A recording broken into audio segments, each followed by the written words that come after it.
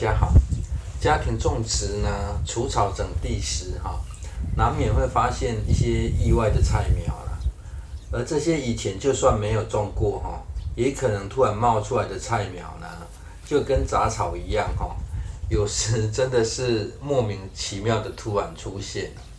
若是觉得直接清理掉会感到可惜或浪费那混合种植呢，就是个不错的安排混合种植呢，得事先预留一块地除了可将这些意外的菜苗移植进去之外呢，也可把种剩的菜苗纳入混合区啦，是不用担心没有种完啦。毕竟呢，通常菜苗过多的机会时常会出现而这些自行生长出来的菜苗呢，通常生命力与适应力都很好啦，混合种在一起呢，问题通常也都不大了。因为这田里的蚯蚓在友善种植复育后呢，数量已经很多了，所以很少就会再动用到锄头以降低伤到蚯蚓的机会但有印象的观众朋友呢，应该还记得这个区块呢，原本是种植玉米笋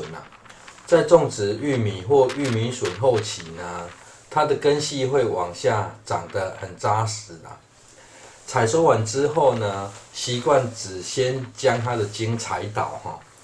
等要使用该区时呢，才将根系挖起这样也可以轻松不少而由于呢，当初种植玉米笋时呢，有边做养土的动作因此呢，可以感觉到这土壤挖松后呢，土质还不错然而，想要顺利进行混合种植呢，最需要特别注意的是得依据不同作物呢，对水与日照的需求进行安排对于日照需求较强者呢，可以种在相对日照较强的位置若需求都差不多时呢，就可以想象成拍团体照比较高的作物呢，摆在后方这样大家就都可以入镜了。不同作物呢，也就都可以享受到日照另外呢，比较怕水的作物呢，因为种类比较少因此建议呢，就别加入混合种植的行列会比较轻松。现在从一旁移植的是野生龙葵这种作物呢，在田间几乎是随处可见特殊的菜味之外呢，据说很护胃养生因此呢，很深受长辈喜欢唯一麻烦的是呢，东一颗西一颗把它移植集中呢，采收时呢，会方便不少当然移植走呢，除草时呢，也比较不会被要求保留下来这样环境呢，也会比较好整理10天后呢，就可以发现内部的龙葵新西兰菠菜芥蓝菜之外呢，细细的杂草呢，因为搬动的土壤又长出来了。不过呢，这只需要用耙子爬一爬呢，就可以简单清除了。讲什么？生日快乐！你再讲一次，生日快乐！快乐！你要阿姑生日快乐！阿姑生日快乐！那换你嘞？阿姑的快乐！好。接下来要移植的是波士顿莴苣这肯定就不是野生的了。会长在这呢，完全是因为当初天气热造成土长的现象，没有拔除后呢，掉落的种子又长出来的。因为沟槽里的土壤比较湿黏所以移植前呢，就不用再先行浇水了。顺道来看一下这挖起的土里呢，就有好几只蚯蚓可能这小蚯蚓涉世未深或是身体有够强壮对于气温变化呢，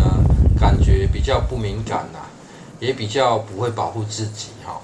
所以呢，在接近土表处呢，挖到的蚯蚓大都会是比较小只的新生蚯蚓这从中就可以确认一件事情哈，蚯蚓2代啊或3代哈，不断的持续繁殖着。因为个人这个混合种植区呢，主要是把多出的菜苗往这塞哈，而非故意要进行混合种植啊，所以内部浇地的菜呢，也就轮动得非常快哈。发现龙葵需求呢比较大量后呢，在别处呢已经有额外大量种植了，所以目前这上方看到的则是山茼蒿啊。山茼蒿算是很耐湿哈，但是呢别种得太密集了，这样它的叶片呢才有伸展的空间哈，侧茎呢也可以长得比较粗啊。除了方便采收之外呢，茎也会比较细嫩哈。另外一个别种的太密集的原因呢，也是因为它的根系非常发达了，所以如果你也有种植山茼蒿呢，适度的疏苗哈，就会有意外的效果与收获了。而这段移植的过程呢，有发现非常容易吗？算是好久没有提及哈。移植前呢，需要特别注意的事项。首先呢，最好在移植前呢，把土壤浇湿一点啊，让土呢可以紧紧包覆菜苗啊。再者呢，要让细须根尽可能保留住这是幼苗喝水的吸管啊。这2点只要有把握住失败率就可以降到非常低啊。另外呢，如果你是长期观看影片的观众大概看的内容应该要有所不同算是个人对你的期望。毕竟呢，个人时常在影片过程分享如何观看别人种植的方法嘛。对于这湿黏的土壤呢，可以把它弄成这么疏松增添土壤的有机质呢，大概是最主要的原因啦。这早先种的玉米笋大量的养分应该被消化掉了，但是看到这土壤的颜色就可以完全不用担心继续执行自然农法了。如果观众朋友呢，你的空间比较大又只是主要种给自己吃的啦，菜的需求如果没有那么大一开始呢，把地切割开来逐块搭配休耕养地这样也会比较好整理与规划种植啦。就算一个区块只种一样菜当你的视角拉远一点呢，整块田由不同的作物所组成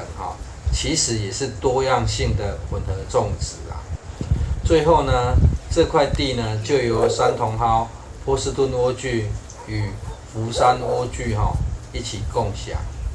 谢谢收看。